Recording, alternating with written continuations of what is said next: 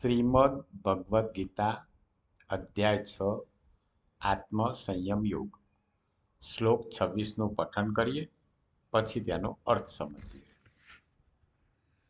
યતો યતો નિશ્ચરતિ મનશ્ચંચલમસ્થિરમ તતસ્તતો નિયમેત્તદ આત્મનૈવ વશં નયેત.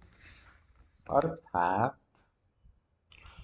આ સ્થિર ન રહેનારું અને ચંચળ મન જે શબ્દાદી વિષયના નિમિત્તે સંસારમાં વિચારે છે તે વિષયમાંથી રોકીને એને વારંવાર પરમાત્મામાં જ નિરુદ્ધ કરવું.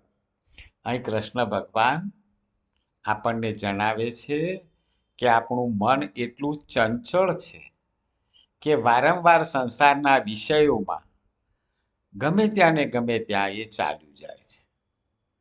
આ મનને વારંવાર રોકીને પરમાત્મામાં સ્થિર કરવાનું છે.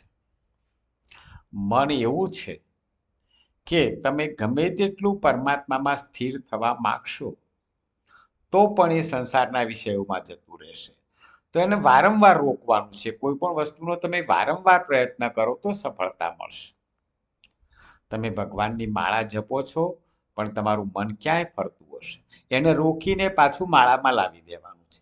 વારંવાર એવું કરશો તો એક સમય એવો આવશે કે તમારું ધ્યાન માળામાં જ રહેશે. તો પરમાત્મામાં મનને નિરુદ્ધ કરવાની શીખ આપણને કૃષ્ણ ભગવાન આપે છે. જય શ્રી કૃષ્ણ.